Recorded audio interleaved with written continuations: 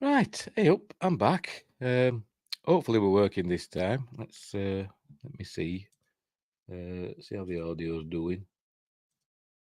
And see if there's that delay going on. Hopefully not. Anyway, let's see what happens. Right, so welcome back. It's Steve from that old Yorkshire geek. Yeah, Wingrace is back again. Greetings for the first time. Yes, because nothing went wrong last time. Hopefully it's working now. Hopefully it is. Right, so I'll just start again from the beginning. So welcome to my midweek news roundup. It's not really a roundup, it's just news items that I found interesting. I got a couple of tips off Wingrace. Oh, it says it sounds more clear this time. We had audio issues before. So just it looks like just a refresh has sorted it out. It might have worked if I just refreshed the studio page, maybe. But anyway. Right, so we'll get underway again. Some news stories to look at. Don't forget, like and subscribe, share the videos, drop a comment, hit the notification bell if you're subscribed already. We're live on YouTube, and we're live on Rumble. Fingers crossed. Yes, we are, and we should be live on Twitch. Yes, we are. We're live on Twitch. Right, so let's get on with it again. So off we go. Make myself teachy tiny. Oh, I forgot to do the well, not do it. Shall I do it? Yeah, go on then. I'll do the in. If anybody wants to join in, I'll share the link. Here it is. No nutters, please. Anyway, let me try my headset again. See if that's working this time. Hey, where is it? Where do I plug it in? Steady. Steady. Right, we'll see how we go. We will see how we go. I've got to set the audio to come through my headphones. There we go. Right, so that should work now, I'm hoping. There isn't a delay. Not that I can hear. Right, so let's get on with this news. So, right, add to stage. Right. Bounding into comics, right. New Star Wars rumour explains how the Force will be changed through the Witches of Dathomir that were introduced in Ahsoka. They weren't introduced in Ahsoka, they were introduced in Clone Wars, I think, and then Rebels. But I suppose these are new ones that have been introduced. That's probably what they mean. A new rumour claims to reveal how the Force will be changed in both Ahsoka and the upcoming The Acolyte series, which is, the series set hundreds of years in the past. This latest rumour comes from YouTuber Overlord DVD, aka Doomcock. So take it with a pinch of salt. And he says, the stories he gets are rumours. So, and he says take them with a pinch of salt. So do so.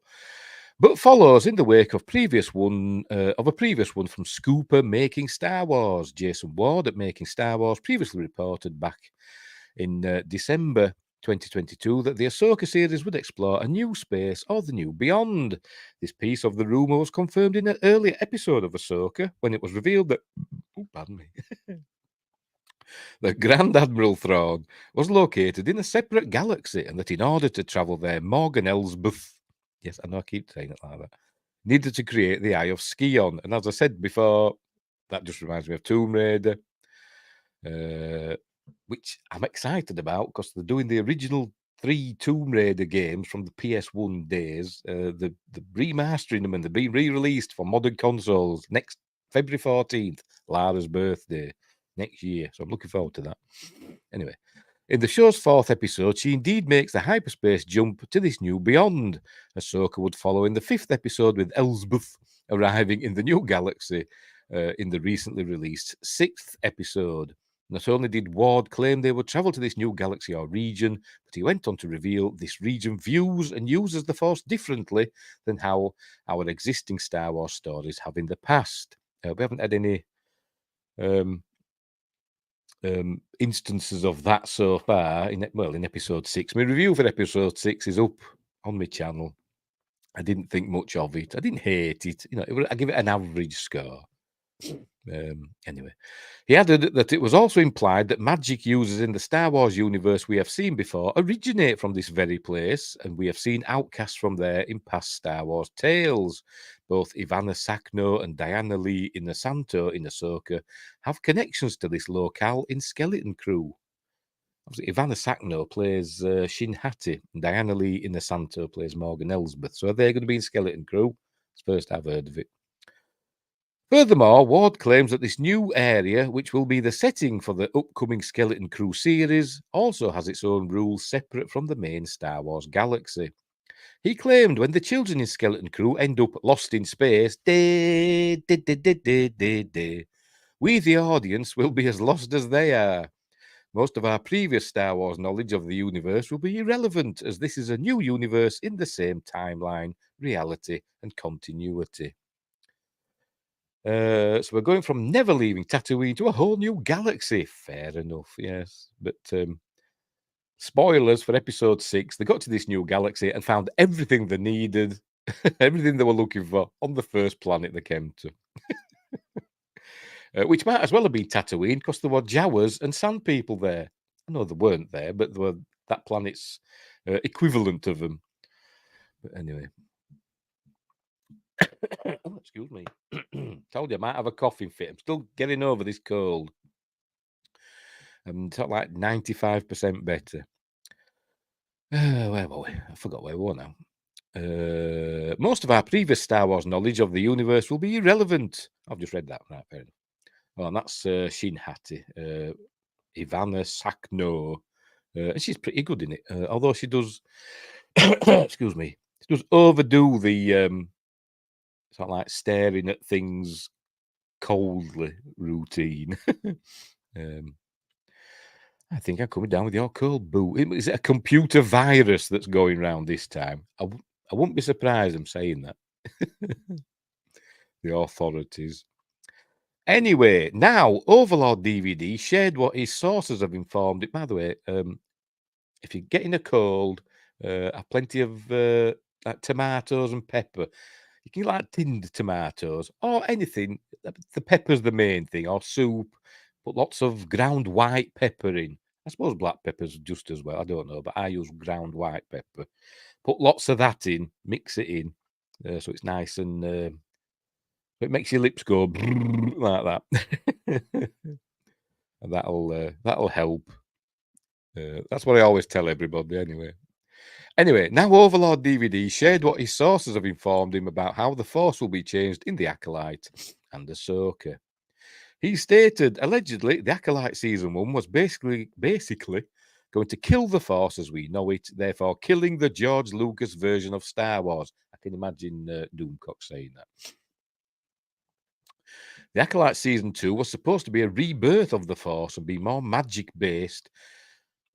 It's magic with a K, CK at the end. Because if you watch this episode 6 of Ahsoka with the subtitles on, which I generally do because I often miss things, they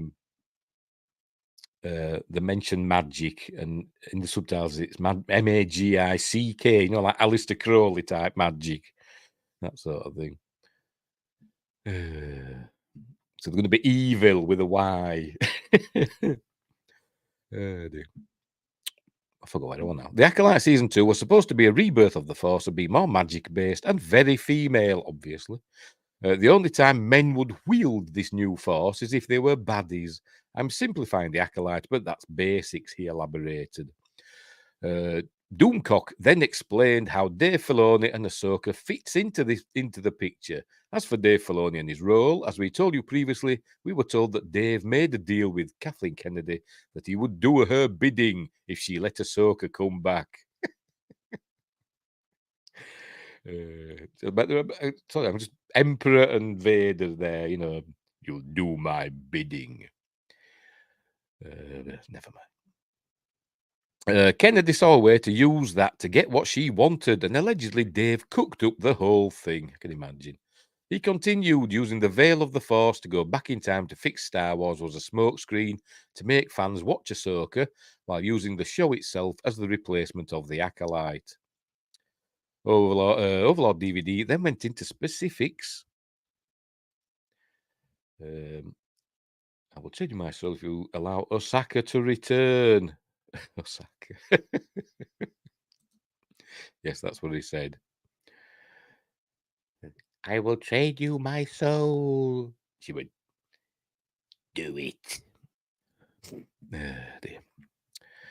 I forgot what I was. Overlord DVD then went into specifics. Here's how Ahsoka will do what the Acolyte couldn't. Morgan Elsbeth is supposed to be the last of a dead group called the Witches of Dathomir. Morgan is told the Dark Jedi / Sith that are helping her that Thrawn calls to her. He's trapped in another universe, but this is a bait and switch.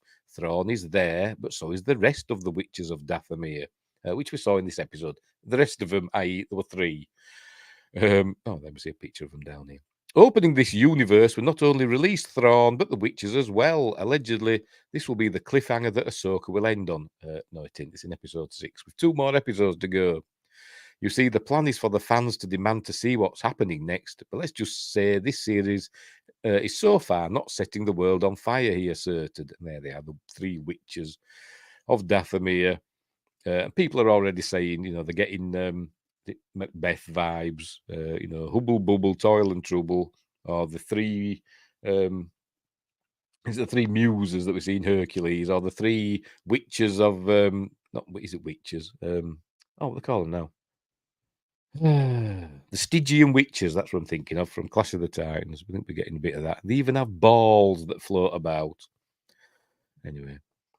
Next, he detailed season 2. So basically, he got that wrong then, didn't he? Because the season didn't end with that. We're 2 episodes away from the end. And we've already seen them.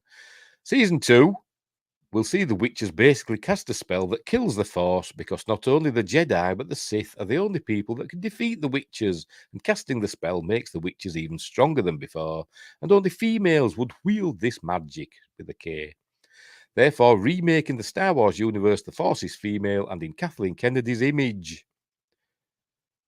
So if everything we've been told is correct, the Ahsoka show itself is one, if not the biggest bait and switches ever, and possibly the biggest FU I win to the fans, he concluded. I don't think that's going to happen. I think he's wrong here. But it might be something along those lines, but I don't think is 100% right. There does seem to be quite a bit of validity to this rumour. Doomcock's video was published on September 18th before the 6th episode of Ahsoka premiered on Disney+, which did indeed confirm the Witches of Dathomir, at least 3 of them, had survived in the other galaxy. They had also been calling out to Elsbeth through their witchcraft in order to instruct her to help them and Thrawn return to the main Star Wars galaxy. He didn't tell us how they'd been calling out to her or talking to her, through this vast distance. I didn't realise any communication between them other than Morgan Elspeth somehow sensed where they were, or she didn't really know until the map orb was deciphered by Sabine. Otherwise, she wouldn't have known to go to this other galaxy. That's the impression I got anyway. It was also revealed that Thrawn does indeed see Bale and Skull and his apprentice Shin Hati as potential threats, given Skull's connection to the Jedi Order. Furthermore, the Witches of Dathomir were utterly decimated by Darth Sidious in the Clone Wars, thus they have good reason to want to eliminate any Dark Jedi or Sith as well. Wingris says, not to get cynical, but Star Wars is built upon selling toys, essentially. Historically, it is the male side of the audience who cares about the toys, and it's usually the male characters which are purchased. Essentially, yeah, but I think it's moved on because I think there was a story a few days ago, at least I saw it on YouTube. I think WDW Pro did a video about it, how toy sales for Star Wars has plummeted. It's hit rock bottom, essentially. And I think Hasbro and all these other companies that used to do Star Wars toys has essentially not bothered anymore about Star Wars. I think the only Star Wars toys that do well are probably like hot toys, ones that adults tend to buy. Not that I can afford a hot toy, but yeah, I think you are right there, Win Grace. I think you are right.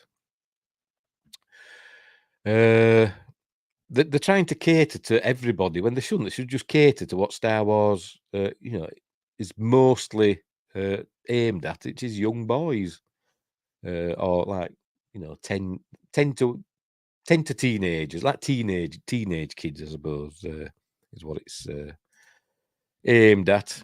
That's fair. I haven't purchased anything Star Wars since Episode 7 was coming out. I think the last Star Wars thing I bought was a Last Jedi T-shirt because they had them in the supermarket. So before the film came out, and I bought a couple of Last Jedi T-shirts, and I think that might have been the last thing I bought.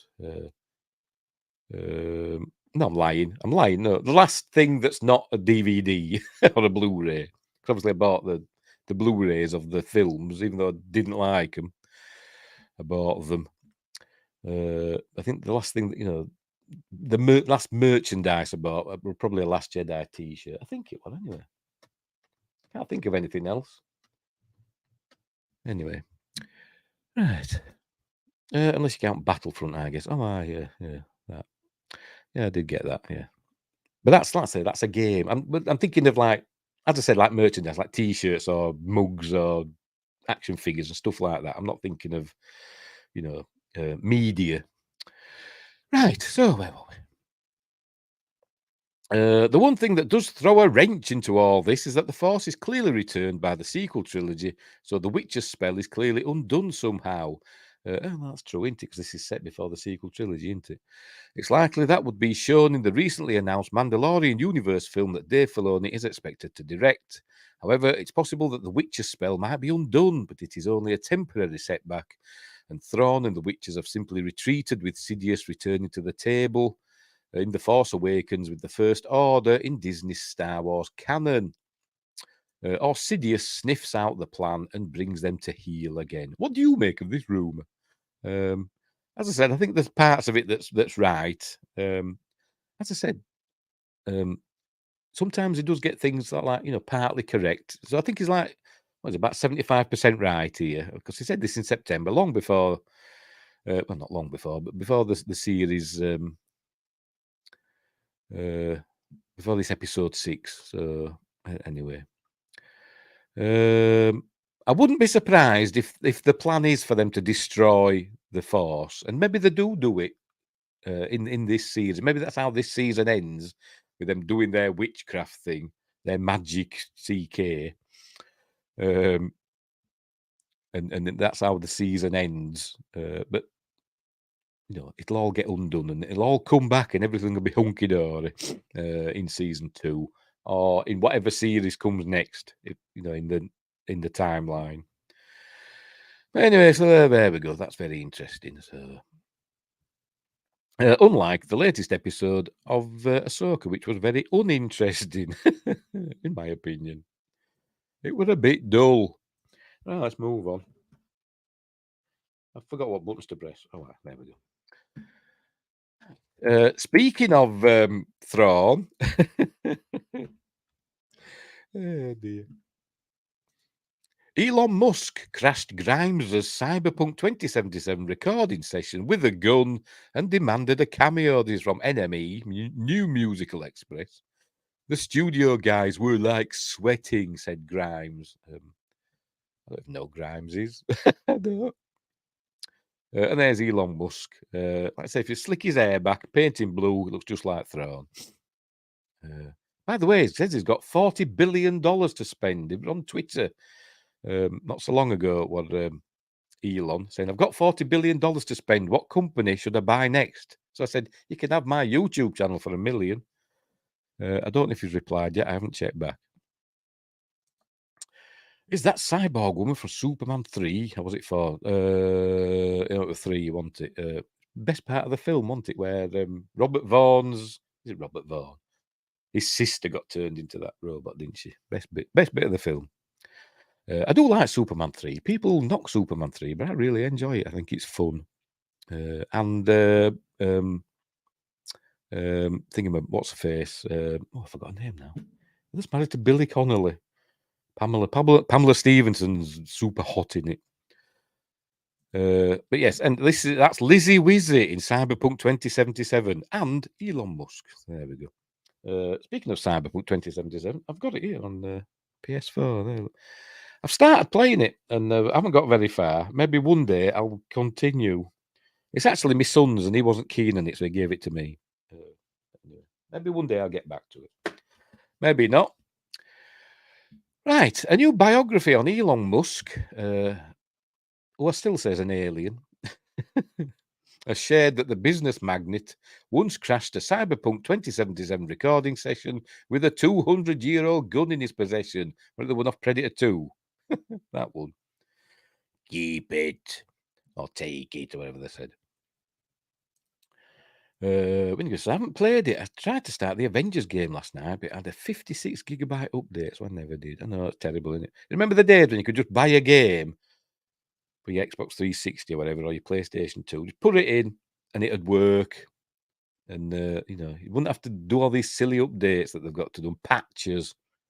It's unbelievable. The Avengers game, though, I don't know if I've heard of that one. I didn't know there was an Avengers game. I know that, is it one that's based on the actual comics and not the films? Oh, pardon me. Have a drink of water. I've not played that one either. I haven't got any like Marvel games or anything like that. I think I've got a copy of what they call it, that DC one. I can't remember what they call it now. You can tell I've never played it. I saw it cheap and I got it. That one. It came out like 2 years ago. It was a huge bomb. Oh, right. I think I know which one you mean. I think I've seen like cutscenes on YouTube and that from it. Anyway, right. The biography, authored by Walter Isaacson, relayed the moment when Musk appeared at the studio while his ex-girlfriend Grimes, is Grimes a girl? See, I didn't even know, was recording her dialogue for her character in Cyberpunk 2077. Grimes played the pop star Lizzie Wizzy in the game. See, I want to know what Grimes looks like now. Let's have a look. Just bear with me.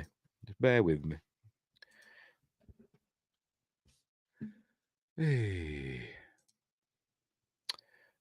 Oh, there she is. Oh, there, Grimes. She looks a bit gothy, doesn't she? I don't know. I'll put her. If you didn't know, that's Grimes. But they've had a kid together. Was this the one that? She's Canadian. Canadian artist, real name Claire Boucher. She has 2 children with him. Son, however, don't know how you pronounce that. Told he's an alien. Oh, I'll tell you. I'm going. Yeah. And daughter Exodark Sidereal Musk. So, like billionaires or rich people or, artists shouldn't be allowed to name their own kids. They should have a committee set up to give kids to the names of, give names to kids of people with lots of money and no common sense. Never mind, you brought it up. Yes, well, let's see you. But I bet you just knew that, didn't you, Win Grace? You just knew. You didn't have to look it up like I had to. Anyway, where were we? Let's get back to the original story. Bugger off Grimes. See, I'm thinking Grimes. I was thinking some hip hop star. That's what I was thinking. I didn't know it was a young lady. Right. So, recording her dialogue for her character in the Cyberpunk 2077, Grimes played the pop star Lizzie Wizzy in the game. I've obviously not got that far in the game. He showed up at the studio wielding a 200-year-old gun and insisted that they give him a cameo, wrote Isaacson. I told him I was armed, but not dangerous, recalled Musk, though Grimes said that the studio guys were like sweating. They were like sweating, dude. Ultimately, CD Projekt Red relented and seemed to have lent Musk's likeness to a non-playable character, or NPC, that enters the bathrooms at Arasaka Corporation at the start of the Corpo life path for Cyberpunk 2077. Oh, there, look. I thought they meant him there at a minute, but that looks more like Starkiller, doesn't it? Sam Witwer, which it may be, I don't know. But yes, that's Elon Musk definitely there, isn't it, in the background. The protagonist V has the option to ignore the NPC or ask them why they're staring. The character has no response, irrespective of what the player picks, and exits the bathroom without any fanfare. The biography included a number of unpublished aspects from Musk's personal life, such that it's from another planet. Like the time that he asked the actress, Amber Heard, to cosplay as Mercy. Or is that where we've seen the photo recently? He shared it on Twitter, didn't he, of her in some cosplay thing. She looks rather fetching, She's mental, isn't she, Amber Heard? Proper nutty, but, she's gorgeous. She does look good, but she's, way out there. Anyway, one of Overwatch's support characters, Musk, said that the heroine was his favourite, and so Heard... Oh, we're going to see a picture of it in a minute. I've just got a glimpse there. Musk said that the heroine was his favourite, and so Heard spent 2 months designing and commissioning a head-to-toe costume so she could roleplay for him. Musk then posted the image of Heard in cosplay to his 156 million followers on X. Why has he called it X? Why has he changed it from Twitter? I have no idea. However, Heard allegedly did not give him permission to publish it and wanted the photo to remain private. That's actually from Overwatch, isn't it? That's not her. It's not showing us the picture. Never mind. Additionally, Lucy Pohl, I presume that's how I pronounce it, the actress who voices Mercy, weighed in on the accuracy of Heard's cosplay. As the real Mercy, I can see the manufacturing defects in this cosplay like it's a Tesla. I thought Tesla was supposed to be good, apart from them catching fire. Never mind. The biography also announced the name of Musk and Grimes' third child, Technomechanicus. They shouldn't be allowed, should they? They shouldn't be allowed. In other gaming news, the developer of Terraria has pledged $200,000 to the open source engines Godot and FNA in response to the underhanded Unity pricing plan. I've no idea what they're talking about. So there we go. So he went in with a 200-year-old gun. Was it a working gun, or was it just like a fake gun? I don't know. Maybe it fired caps. Remember caps? We used to put, I don't know what you call them in America, a red strip of stuff that you put in a gun, and we call them caps. I don't know if that's what you call them over there. I've actually got some. I've got an old, speaking of talk like a pirate day, I've got an old pirate musket that I bought. I think it cost me about 20 quid. It's in a box over there somewhere, and that fires caps. You put them in, and if you want to pretend to be boarding a ship, cap gun. Yes, that's what they were. Right. So there we go. So anyway, let's move on before I get all snotty. Oh, I'm pressing the wrong buttons again. I'm a boomer. Even though, as I said before, I'm technically an early Generation X, but I'll still call myself a boomer. Oh, sorry. I need one of them, like Brian's got on Popcast. He's got one of those mics that you tap to mute. I need one of them where I go. But I haven't got one of those because they're probably expensive. Right, Doctor Who teasers a dead Tennant-Era character is returning for 2023 specials. Doctor Who brings back important technology from the David Tennant era, hinting that a long-dead character is still alive and needs the Doctor's help. Right, Doctor Who has just teased that a character who died during David Tennant's 10th Doctor era may be returning for the 60th anniversary specials in 2023.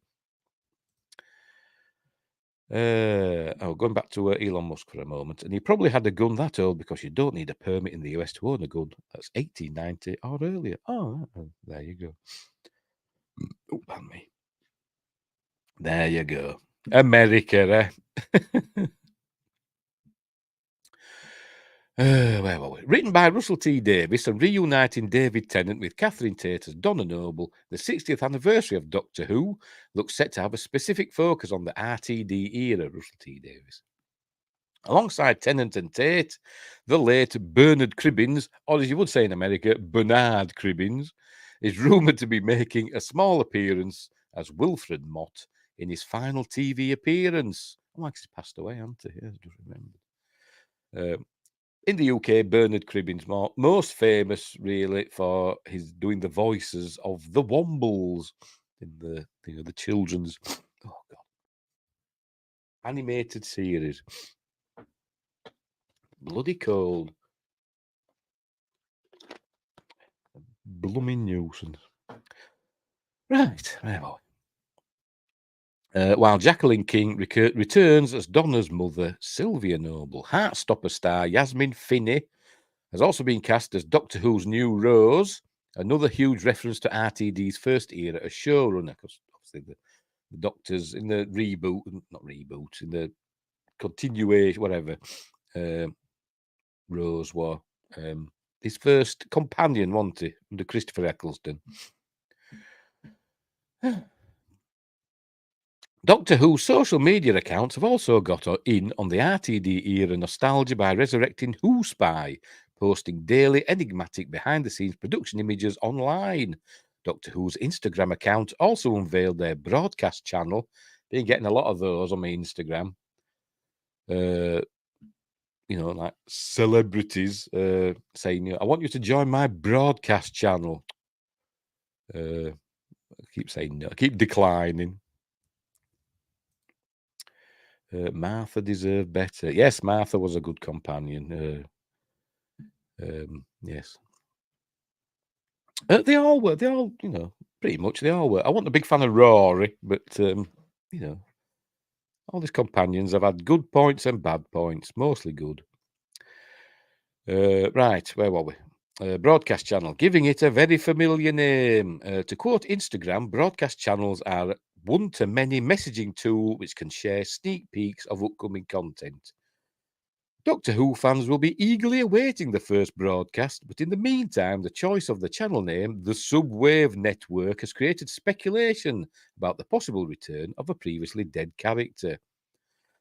So this is just speculation, is it now? At the start of the article saying it's, this is going to happen. Now it's just speculation because of an Instagram channel name. Anyway.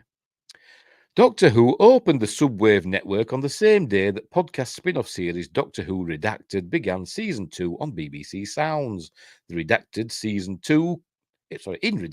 2, Cleo Proctor, Charlie Craggs, is desperate to meet the 13th Doctor, Jodie Whittaker, again. God knows why. But the Doctor, I've had an upgrade. But the Doctor is nowhere to be found in any incarnation. In Doctor Who Season 4, the Subwave network was used by disgraced Prime Minister Harriet Jones, Penelope Wilton, there she is, to track down the 10th Doctor for help with the Dalek threat before she was apparently exterminated. I'm guessing that's what's going on there. It's possible, therefore, that the Subwave network is being resurrected as part of Redacted Season 2's Hunt for the Doctor. However, creating an Instagram broadcast channel to promote a Doctor Who spin-off podcast feels small scale. With a new trailer due to drop on Saturday, September 23rd, my son's birthday, 2 months before the 60th anniversary, it's more likely it will be promoting the specials. With David Tennant back as the Doctor, it makes perfect sense to resurrect the Subwave network, as it was sentient technology designed to communicate with those who had a connection to this particular incarnation. This implies that the Subwave network and the woman who helped to develop it could be making a comeback for Doctor Who's 60th anniversary. Russell T Davies revealed via the Radio Times that Harriet Jones was still alive when promoting the book Now We Are 600 by James Goss, a collection of verses with illustrations by Russell T Davies. The book contained a poem called Harriet Jones PM, which described her final moments. However, RTD mischievously illustrated the poem with a picture of her escaping through a trap door and riding away from the Daleks on a motorbike.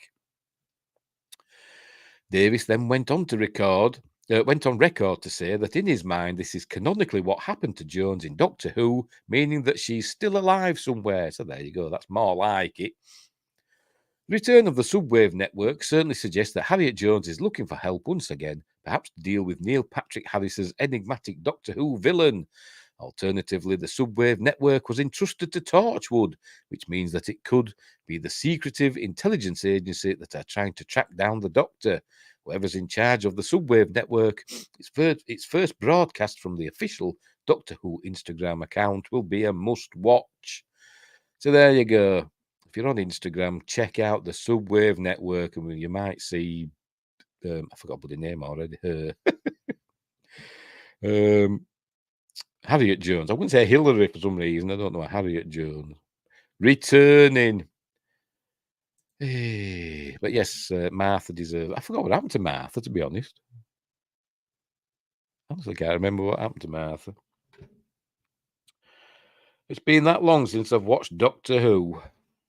Can't remember what happened to all of them. We're going back to a Star Wars and Ahsoka next. That's what we're doing. Right, Ahsoka just changed Star Wars with its Bokken Jedi line. Here's why. It's mentioned in this episode about... I've always pronounced that Bokken because it's got a double K, so it should have a hard O, shouldn't it? If it were Bokken, you'd think it'd have just one K, but it's Japanese, isn't it? Oh, excuse me. Oh, bloody in order. Right, let's just get on. What are Bokken Jedi in Star Wars? One of the real joys of watching Ahsoka is experiencing the ways in which Dave Filoni and his creative team, he ain't got to create, it's just him, are subtly changing what it means to be a Jedi in the galaxy far, far away drinking game.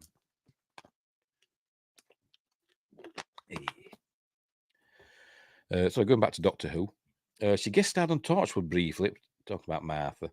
And then they showed her randomly hooked up with Mickey when Tennant went on his goodbye tour. I can't remember.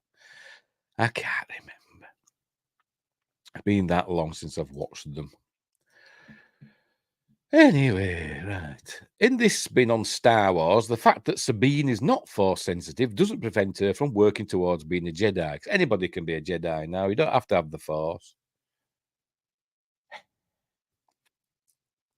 We've seen plenty of the best Star Wars characters wield the Force throughout our rewatches of the Star Wars movies in order. But the Ahsoka cast are bringing something different to the table. The latest shift comes from a single line in Ahsoka episode 6, in which Baylan Skoll refers to the idea of Bokken Jedi, more like broken, throughout the galaxy. That has to be worth digging into, right? So what is a Bokken Jedi?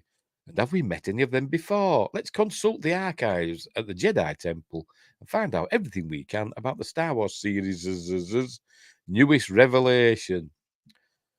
Bokken, is it a Japanese word? I think it is. It'll probably say in a minute. Yes, it says down there. Because it's Dave Filoni and everything. He thinks everything in Star Wars is Japanese for some bizarre reason. Just because George Lucas were inspired, by Kurosawa and all that, he thinks everything's got to be Japanese. Can be dead mad.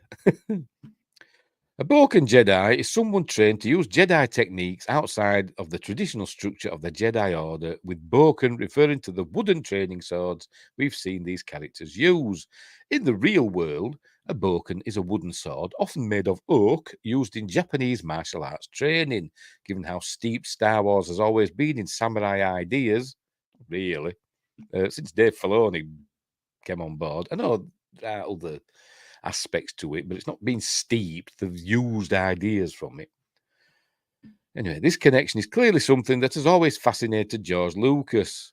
No, he's been inspired by it. He's used it as inspiration. He hasn't based his entire everything around it like Dave Filoni seems to do.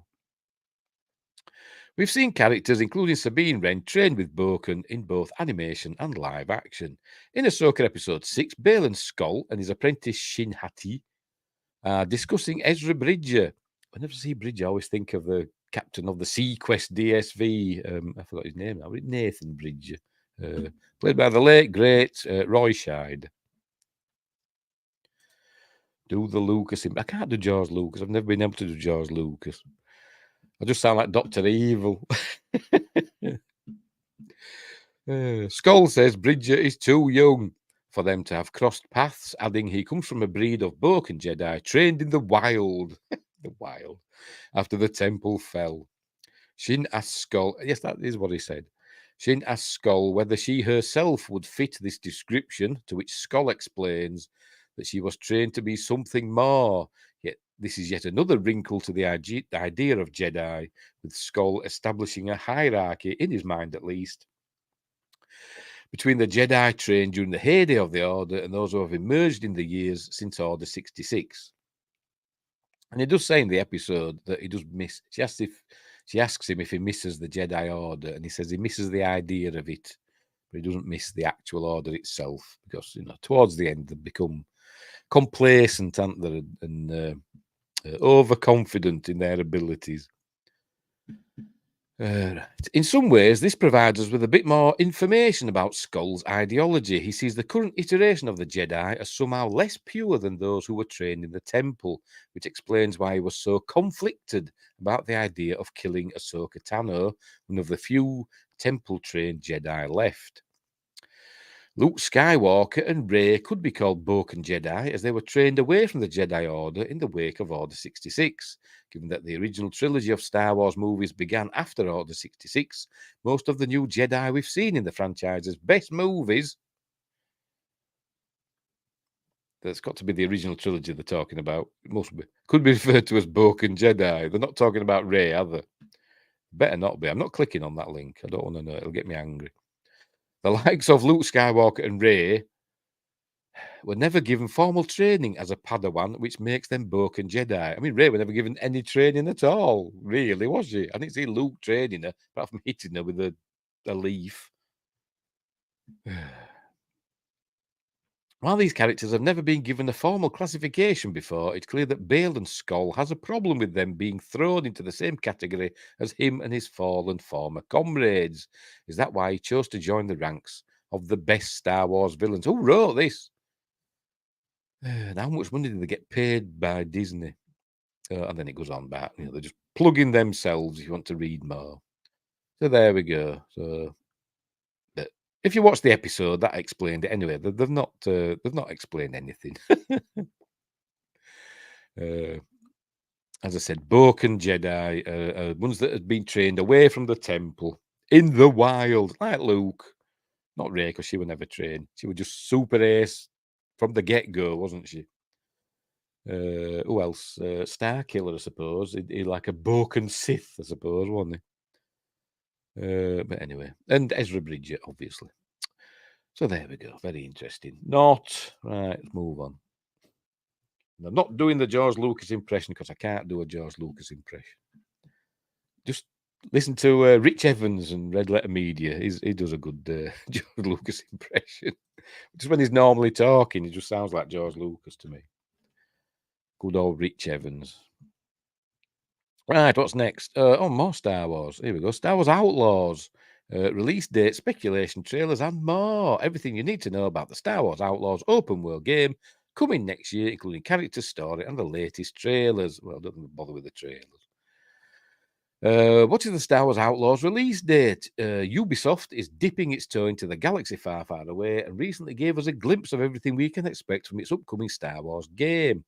Massive Entertainment, the team behind the Division series, which I've never played, and the Avatar Frontiers of Pandora game, has been working on Star Wars Outlaws since 2021. Is that the new one? Or is that the old 3D one that came out for like the Xbox 360 and that? I don't know. Which I think I've got somewhere, I think. Or I might have sold it, I can't remember. Anyway, in classic Ubisoft style, Star Wars Outlaws will be an open world game with action adventure elements and a single player experience. The story itself takes place between The Empire Strikes Back and Return of the Jedi and centers around Kay Vess and her companion Nix as they take on a huge heist in the galaxy. Ubisoft has confirmed that they are planning for a Star Wars Outlaws release date in 2024 without narrowing it down further than that as yet. So sometime next year. The game's tentative release date of 2024 was revealed at the Xbox Showcase, but sources close to Kotaku say Ubisoft wants to release Star Wars Outlaws during the current fiscal year, which runs until March 2024. So the beginning of 2024 then. There are 2 Star Wars Outlaws trailers so far, one revealing the game and a more in-depth look at the gameplay at the Xbox showcase, and it's there if you want to follow that link. We know so far that Kay Vess is on the run, a wanted outlaw that needs to pull off one last heist to free herself, with the help of some companions, including ND5, a suave android with a killer coat and a sultry voice that the interest apparently has the hots for. And the aforementioned little critter Nyx, the salamander type, not salamander, axolotl type creature, that can be a useful ally in combat and exploring the world. The game takes place in a time of civil unrest where outlaws are thriving. Enter Kay Vess and her furry sidekick Nyx. From the gameplay reveal, we can see Kay using stealth mechanics to creep around a guarded facility. She punches one guard in the face, but as things heat up, Kay can send out Nyx to attack cards, or interact with controls. I mean, guards. I don't know. But why is it a time of civil unrest? I mean, we've been told in, was it in Mandalorian? I think we were told that during the Empire's reign, the galaxy was at peace and the Empire brought order. So what's all this about civil unrest going on? It seems like there are a few ways to approach missions, but if you're spotted and enemies are alerted, Kay can whip out her blaster pistol and shoot enemies, running and jumping over obstacles and hiding behind blockades. When a guard with a shield attacks, Kay can change her gun's mode to stun or focus to disarm it before using the butt of her gun or meleeing the enemy. Bit of pistol whipping going on. Nyx can also be used to fetch different weapons in combat and turn the tide in a fight if you're under pressure. Aside from combat, the game introduces a wanted system, like in Red Dead Redemption or Grand Theft Auto, excuse me, shown by your choice to bribe or not bribe somebody after an exchange, like in Assassin's Creed 4, Black Flag, where you can bribe an official to reduce your hunted level. As well as a reputation among factions, a classic staple of classic RPGs. That's everything we know about the Star Wars Outlaws release date. For more, blah, blah, blah, blah, blah, blah, blah. Anyway, I'm quite looking forward to this one, to be honest. Quite looking forward to it. I hope it's good. I hope it's good. I hope she's not annoying. There's Nyx, the little axolotl creature. I hope they're not annoying. I hope the gameplay is good. But it's Ubisoft, and they're good at open world stuff. I like the Far Cry games, and I like the Assassin's Creed games, some of them. And the other stuff they've done. What else have they done? Done some other stuff as well, haven't they? Open worlds, but I can't think what. Off the top of my head, 'cause I'm an idiot. Is that Frosk? Yes. Could be. Peace. Stupid girl. Anyway, we'll leave that there and we'll move on. Frosk. Wonder what she's doing now. Probably getting more tattoos. Right, Percy Jackson. Hey, this is one that Windgrace, Archmage Frey, don't know, gave me a heads up on. I'm not a big Percy Jackson fan, to be honest. I've seen the first film. I thought, it were okay. I've never got around to watching the second one. I can't remember which is which. There's one, the lightning thief, and there's another one, isn't there? I can't remember. But I can't remember which is the first, which is the second. I don't know. It's just Harry Potter, isn't it, really? Anyway, Percy Jackson. Oh, hang on, I'm pulling it up. I'll tell you. Percy Jackson and the Olympians. Teaser trailer for heroic Disney Plus series. Oh, it's a series, is it? Oh, it says there, big white letters. Winky says, they've seen the first film too. Never read the books either. No, I haven't. I've never read the Harry Potter books. I've got a set of them, but it's not all of them. I think it's the first 4 or 5, maybe. I started reading the first one, but I didn't really like it, to be honest. So I didn't carry on. Anyway, right, so let's get on with this. And this is the poster. That looks fair enough, I suppose.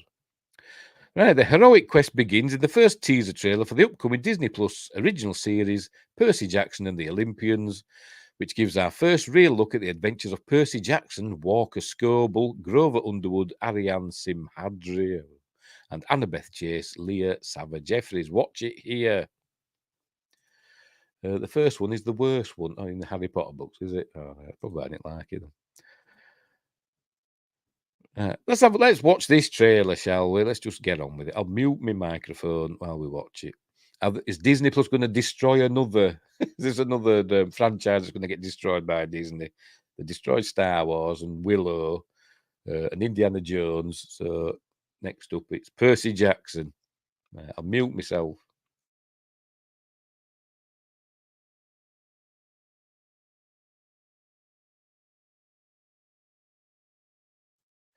I don't have to mute myself because it's coming through my headphones, isn't it?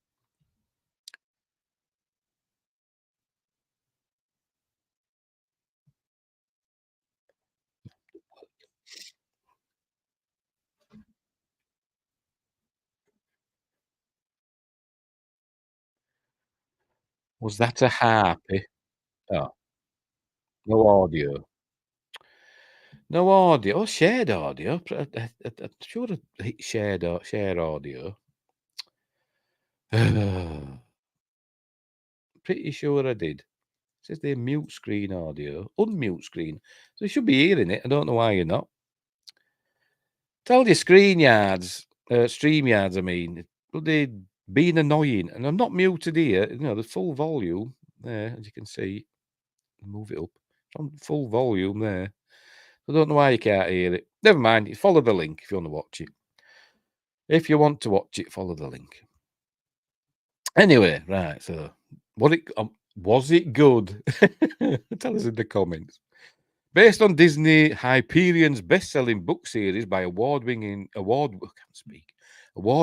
author Rick Riordan, Percy Jackson and the Olympians tells the fantastical story of a 12-year-old modern demigod, Percy Jackson, who's just coming to terms with his newfound divine powers when the sky god Zeus accuses him of stealing his master lightning bolt. Oh, so was that the first film? With help from his friends Grover and Annabeth, Percy must embark on an adventure of a lifetime to find it and restore order to Olympus. Riordan worked closely with the creative team and showrunners John Steinberg, Black Sails, amazing series, I love Black Sails, and Dan Schatz, the old man, never heard of it, to bring his books to life and deliver a series that stays true to his vision for these heroic characters that millions of book fans know and love.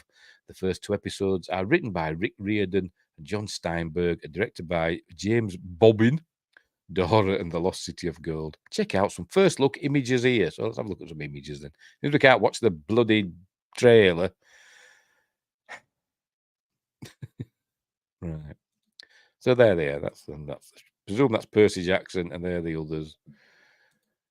There they are in a boat.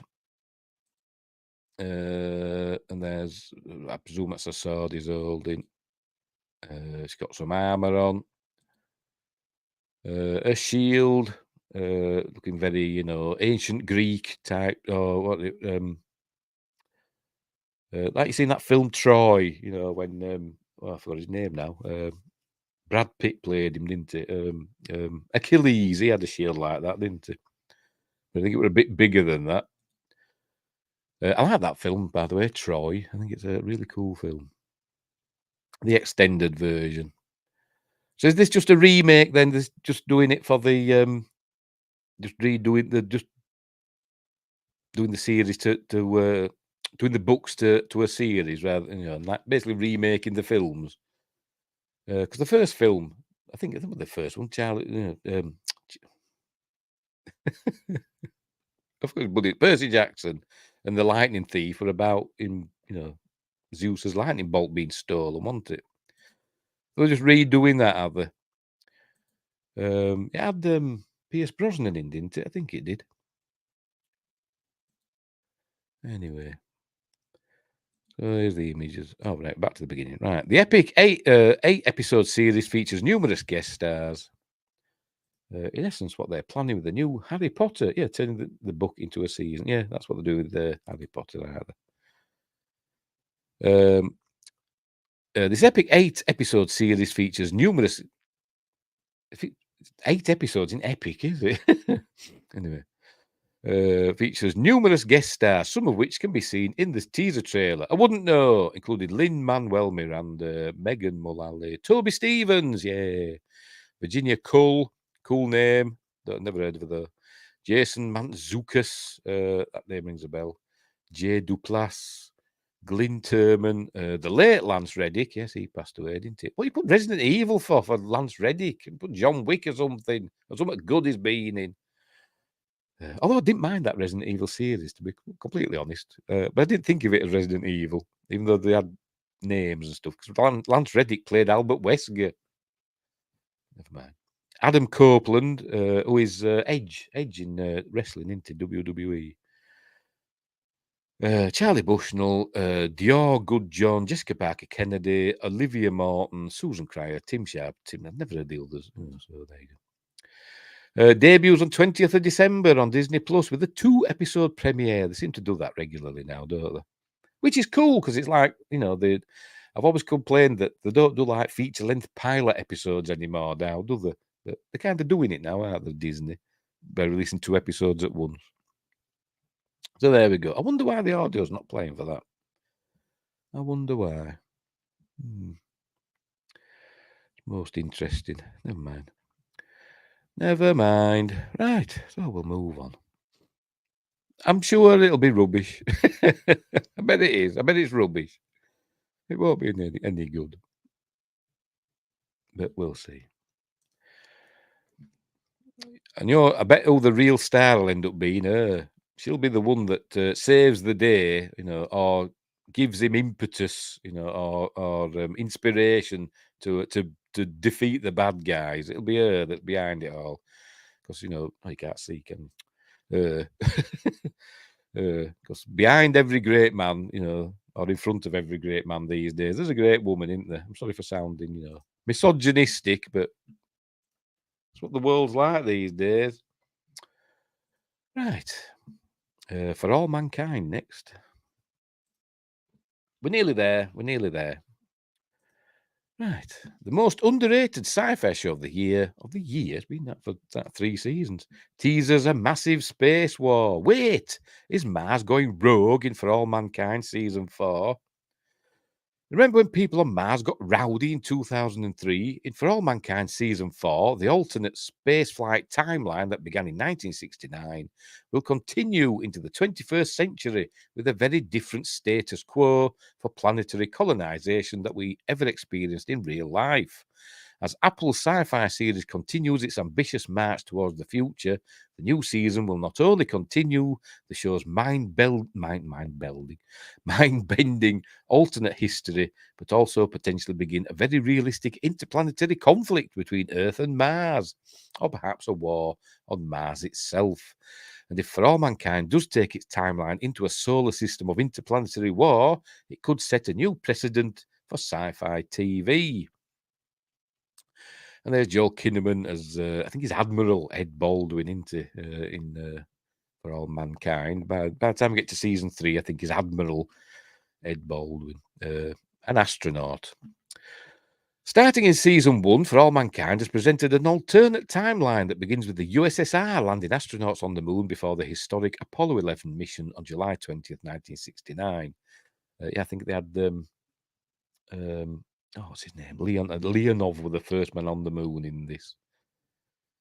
This event is Alexei Leonov, I think, the most famous Russian astronaut, apart from Yuri Gagarin. Pardon me. This event kickstarts a supercharged space race, which results in several scientific innovations and social leaps forward that did not occur in our timeline. The butterfly effect For All Mankind results in all sorts of eyebrow-raising changes. American women in space in the 70s, a fully operational moon base by the early 80s, clean energy by the 90s, an openly gay president. Well, not to start with. Space hotels, and yes, by the end of season 3, several world powers all landing human beings on Mars, where they establish a base called Happy Valley. Even North Korea has landed on Mars, and I suspect North Korea might have been the first on Mars in season 3. I don't have Apple, so I've not seen this show. It's really, really good. It's the only reason I subscribed to Apple, and then when I'd finished watching it, I unsubscribed. For All Mankind is really good. I like to think of it as like Star Trek Zero. or Star Trek Origins. But you can't because they actually mention Star Trek in it, so that kind of ruins it. But because it's a Ronald D. I can't speak. Ronald D. Moore show. So there you go. Each season of For All Mankind jumps ahead roughly a decade from where the previous season left off, and the showrunners have a 7-season arc planned for the entire story. So that's another like Star Trek thing, isn't it? 7 seasons. Unless you're Enterprise. This means by the final 2 seasons, the series could extend to an alternate present and conclude in an alternate future. Yes, the launching of the NX-01. But not really. Well, Star Trek 2009 mentions Star Trek inside of it, technically. Did it? I don't remember that bit. I'll take your word for it. So that's not a deal breaker. Anyway, I don't remember JJ having Star Trek mentioned within Star Trek. You'll have to remind me of it.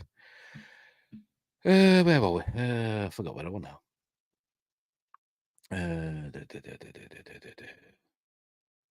Right, from a character point of view, the show is multi-generational and has been described by producers Matt Walpert and Ben Nadivi as 100 years of solitude, never heard of, mixed with alternate history science fiction. In season 4, all of that is inching into the 21st century.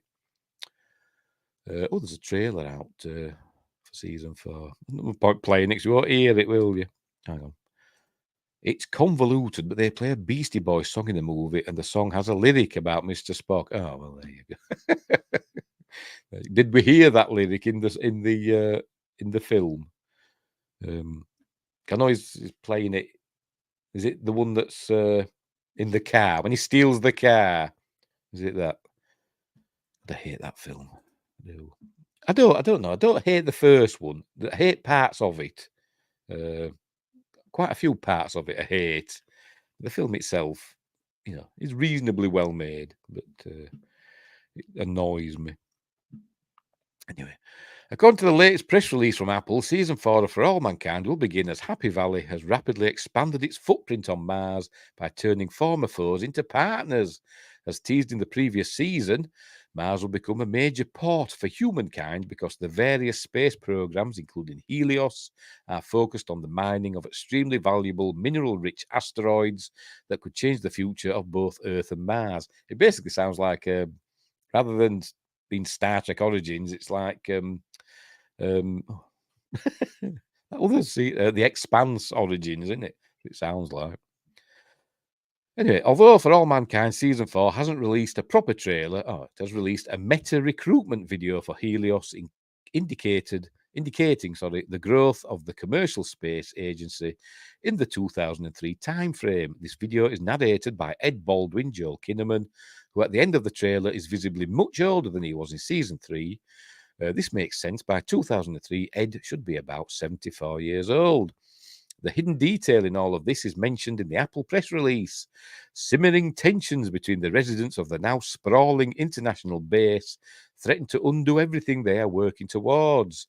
This may sound like a small plot detail, but previously in Season 2, For All Mankind did an excellent job at depicting why armed conflict on the moon would be terrifying. That was a great part of the Russians basically attacked the American base on the moon, and so it was really good.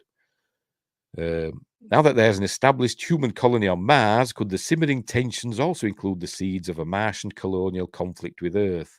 As I said, they found like a North Korean astronaut that had been like marooned there for ages, and he had a gun. I think he actually shot somebody. I think he killed somebody. I think. But that's how Season 3 ended. The idea of humans on Mars getting into a civil war with Earth is classic territory for science fiction, from The Expanse to Babylon 5 to Kurt Vonnegut's The Sirens of Titan. Imagining humans fighting humans with Mars as a focal point is as compelling as it is tragic. Well, it is named after the god of war. But if For All Mankind tackles this idea, the results will be way more realistic and down to Earth/Mars than any sci-fi TV series has done before. To be clear, it has not been revealed yet if this will actually happen in For All Mankind, but if it does, this will be unlike any kind of Mars action we've seen in film science fiction to date. Now that For All Mankind exists in an alternate 21st century with superior technology to what we have in the real 2023, the show will only get more hardcore with sci-fi innovations as the seasons go on. Unless, of course, something big happens that throttles all of this innovation backward. And for all mankind, the juiced up space race prevented the Cold War from becoming hot. But in season 4, anything can prevent Mars from becoming a new battlefield.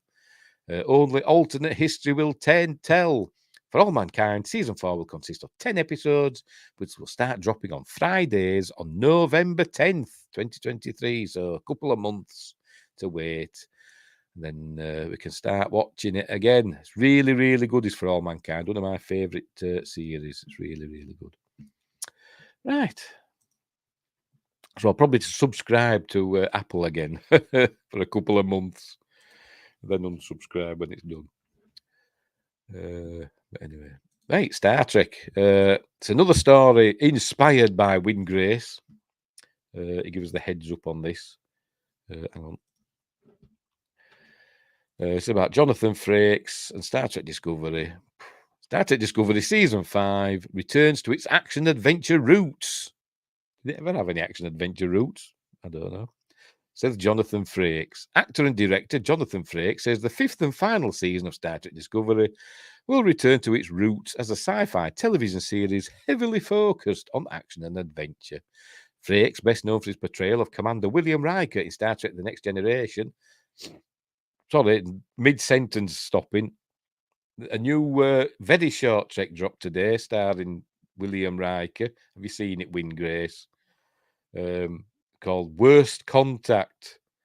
And it's all about snot and bogies and rotten fish and, you know, these disgusting aliens that they find. It is really short. It doesn't last long at all. And it's stupid. And Beverly calls him Bill. She don't call him Will. Everybody calls him Will, don't they? But she calls him Bill for some reason. I don't know why. But yeah. Anyway, that's that. Oh, I saw it, says Win Grace. Right. Frakes, best known for his portrayal of Commander William Riker in Star Trek The Next Generation, has continued his journey in the Star Trek universe as the man behind the camera. He's also directed multiple episodes of Star Trek Discovery, including the final season.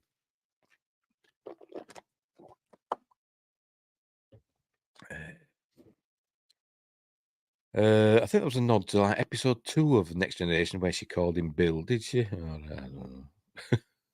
What episode 2, the one that they all want to get taken off streaming? The one where Tasha's got to fight that other woman. Anyway, there's the one that says racist, but it's not really. But there's 80s. But anyway. During an interview published in Star Trek Explorer number 8 via comicbook.com, Frakes compared the upcoming season to the action-packed Indiana Jones film, saying the first half of the season finale of Discovery, by the way, is Indiana Jones this year instead of the heavy emo of season 4. I even remember. What was season 4? They went to the Great Barrier or something, didn't they? And found those fallopian tube aliens. Well, that's season 4. I can't remember. I thought it was Troy in The Naked Now and Haven. She called him Bill, did she? Don't remember. Take your word for it. But everybody called him Will, didn't they? It was Will Riker. Why did she call him Bill? God knows. Yes, the 10C aliens were season 4. Yeah. Couldn't think of a name for them. Thought, well, they had species 8472 in Voyager. We can have the 10C aliens, I suppose. Should have called them the 10cc aliens, and then it's going to be, you're all out of love. You don't forget it. It's going to go, boys don't cry. Big boys don't cry. Whatever the bloody thing is. Anyway, where were we? He went on to say that season 5 brings the sci-fi series back to its roots Discovery is back on track as an action-adventure show, and I guess they got their marching orders to maintain that. Everybody has embraced it, from Michelle Paradise and Alex down through the cast. Well, then about back on that track as an action-adventure show. It was never really an action-adventure show. Even season 1, which I quite enjoyed season 1, because it was different and, I just wanted to know what happened next. It wasn't really action-adventure. It was more intrigue and, like a thriller than a action-adventure. But anyway. There's a new energy and a new mandate, he said. It was a thrill for me to find some levity in some of those scenes. That's why First Contact was successful, because you build and then add just a little levity to let the steam out so you can restart. And as long as you don't do it too much, like the MCU does it too much, doesn't it? You have a really dramatic scene and then somebody's got to tell a joke, haven't they? Every time. Star Trek Discovery was an action-adventure series from the get-go, not really. Though season 4 explored a rather different direction, following Cleveland Bookers, played by David Ayala, grief at losing his home planet of Quedjik, I don't know how to pronounce that, as well as his strange relationship with Captain Michael Burnham, Sonequa Martin Green. Now that Frakes is teasing that the series will be back where it started, fans of the show can expect an action-filled season finale of the beloved television show. Will we finally see his cat do something?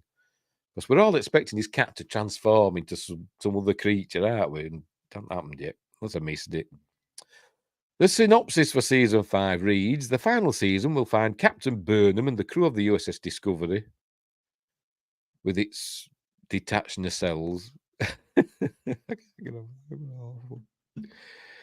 It's detached nacelles, which they actually forgot were detached in season 3, where they had to send somebody up the pylon to plant a bomb or something in the nacelle. And actually forgot. They must have forgot that it was detached, because they just went up the nacelle and then planted the bomb in the nacelle.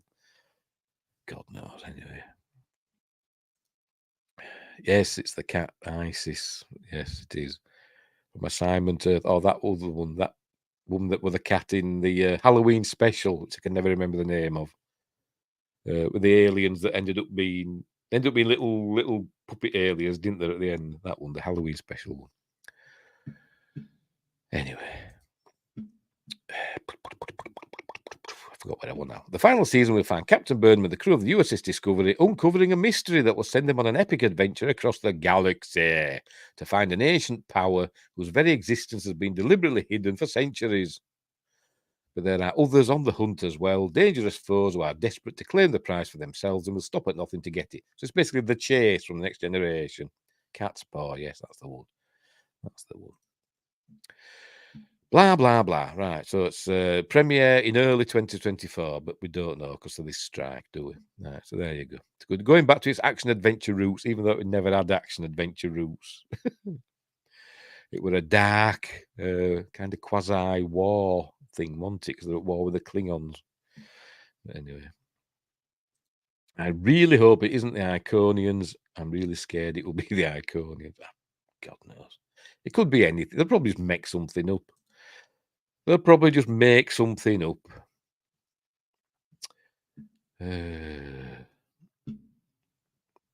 the, 'cause, I mean, they've got the spore drive, haven't they, that they can use to get anywhere instantaneously. And it, but the Iconians that had the portal technology. Well, that the Iconians, I think it was, wasn't it? To start using that, putting them on ships and start having portal drives. God knows. Anyway, let's move on. Move on. I'll watch it, but it'll be rubbish. Right, finally.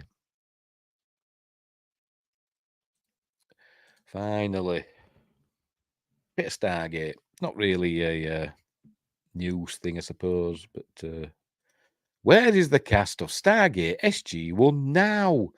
The hit sci-fi series Stargate SG-1 came to an end almost 2 decades ago, but where's the cast today? There they are. So there's Colonel Jack O'Neill, Samantha Carter. I don't know which season this is from. So Captain Major Colonel Carter, Colonel General Jack O'Neill, Teal'c, and Dr. Daniel Jackson. Right. Stargate SG-1 became an instant hit when it premiered on screens in 1997, as it provided fans of the 1994 movie with a highly anticipated spin-off, and it improved upon the movie in leaps and bounds, in my opinion. The NBC show, NBC, I thought it was Showtime. Or was that part of NBC? I have no idea. I thought it was Showtime and then Sci-Fi, wasn't it? It's an MGM show, isn't it? Anyway. Yes, but he didn't come. Jonas Quinn didn't come till, was it season 5 or whatever? But justice for Jonas, yes. Anyway, wherever it were on, show was hugely successful as it scored 10 seasons before its heart-wrenching finale in 2007. But then we got 2 films. We got Arc of Truth, which I really like, and we got Continuum, which I also like, but less so.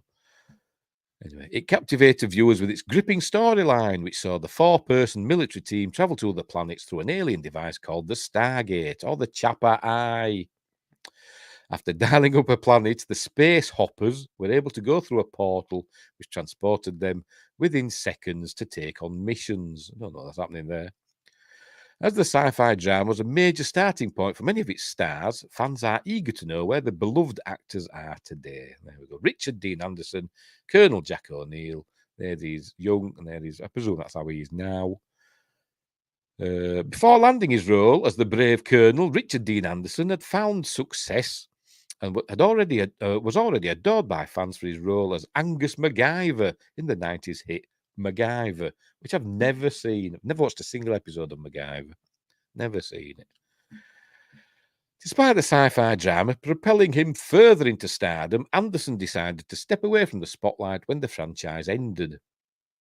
You could say he stepped away from the spotlight part way through. But anyway, the actor only took on a handful of TV roles, including Fairly Legal and Raising Hope, before his latest appearance in Don't Trust the Bitch, I suppose that's supposed to say, in Apartment 23. Sorry, things getting in my way.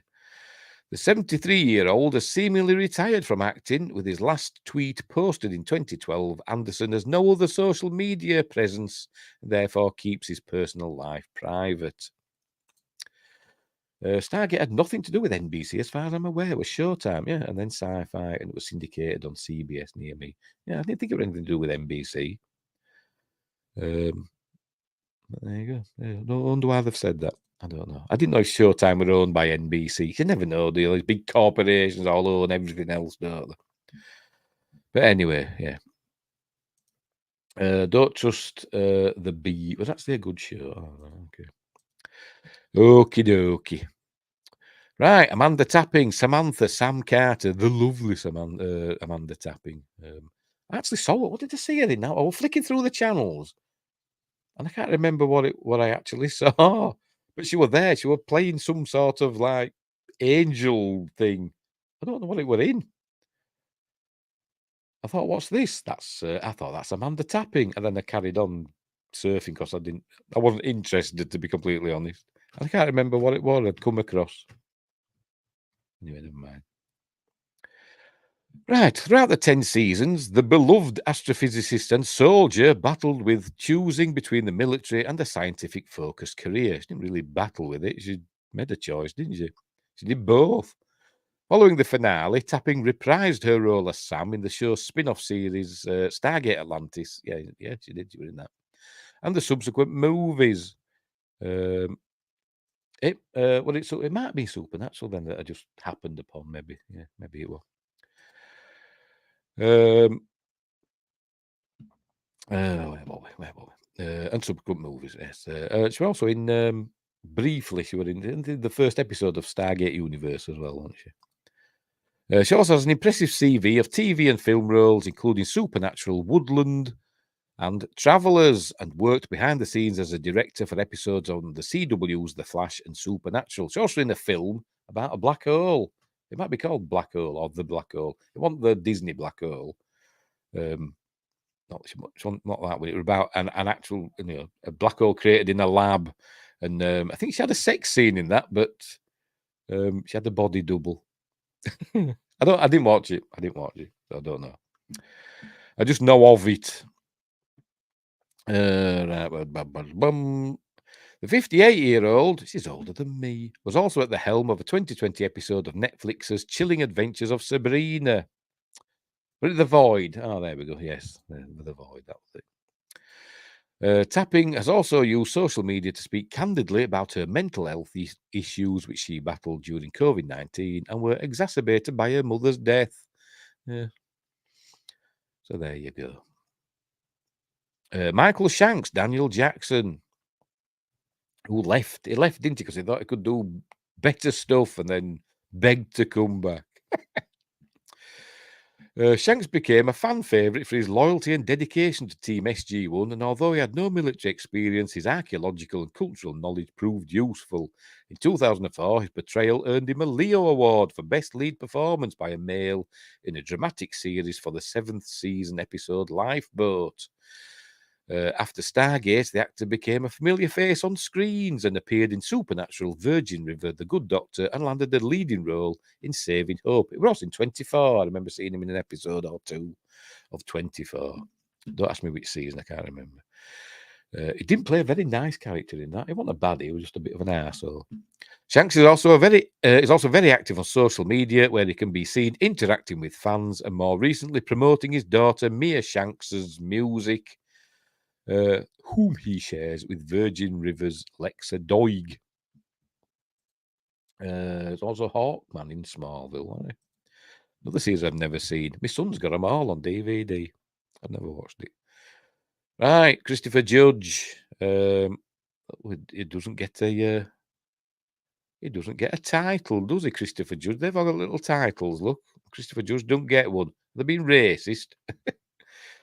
Maybe he doesn't need one. Stargate SG-1 fans will remember Teal'c as the reformed leader for Apophis, reformed first prime or whatever of Apophis, that is top soldier.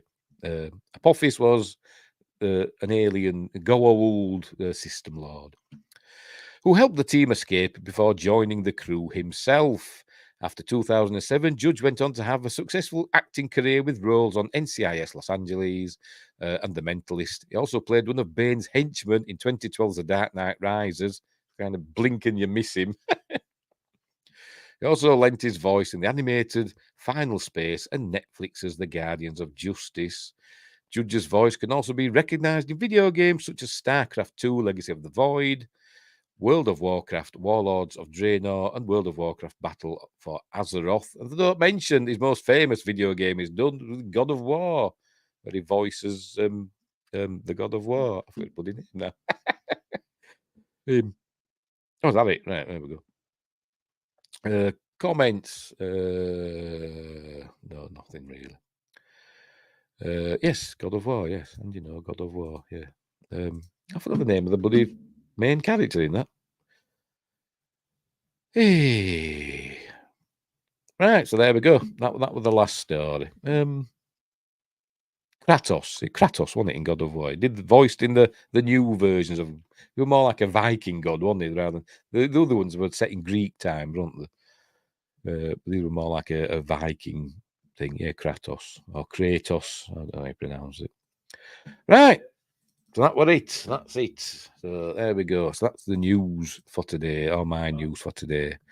So right, I know I'll make myself full screen again. Right. So when am I back next? Friday appointment with Fear this week is reach round, get it. It's Prophecy. Oh, you can't read it. There we go. Prophecy, the monster movie, the one with the mutant bear and Robert Foxworth, not the one with Christopher Walken. Which I've not seen, but I've heard it's good. But I like that. So we're doing that on Friday, Appointment with Fear. I haven't decided what next Monday's, Magnificent Monday's going to be yet. And I'm supposed to be doing a watch party for the first episode of One Piece, which is on Netflix. I might do that tomorrow. Yeah, I'm going to do that tomorrow. I'll set up a live stream. I'll do that tomorrow. I'll do it at the usual time, 9 o'clock. That's it's not too late for me, and it's also for people in America land. It's in the middle of the day, I suppose, but probably everybody will be at work. But never mind. So yes, I'll do that tomorrow. So we'll have the watch party tomorrow. for One Piece, which I've not seen. I watched the first 10 minutes and I didn't like it. Some people have been saying it doesn't get good until episode 3. So sounds a bit stupid to me. You got to get people in the first bloody 5 minutes of a show. Not bloody 3 episodes in. Anyway, so we're going to do that tomorrow. I've got to work out how to do that. I'm not sure how to do a watch party, but I'll figure it out. Right, so we'll leave it there. So thanks, Win Grace, for joining me. You could have joined me on screen if you wanted. I forgot to plug you when you were on with us last time. I forgot to say, where can we find you on YouTube and that? And I forgot to do that. I did include your channel, a link to your channel in the description, but I forgot to ask you at the end, didn't I? Because I'm thoughtless and I don't know what I'm doing. Anyway, Wingris says, I haven't seen it yet, so I don't know. But I hear it's very faithful to the anime, so you may dislike it all. Probably. I do like some anime. I've said before, I liked Armitage 3 and Ghost in the Shell. One, I don't know which one. I haven't seen them all. I've seen I think the first Ghost in the Shell film. I like that. The anime one, not the live action one. What else do I like? Ninja Scroll. I like Ninja Scroll. I think that's all I've seen, to be honest. Right. I'm bad at streams anyway. Yeah, well, so am I. So am I. You're better than me. Right, so we'll leave it there. So thanks for watching, wherever you are. Look after each other. And until next time, I'll see thee.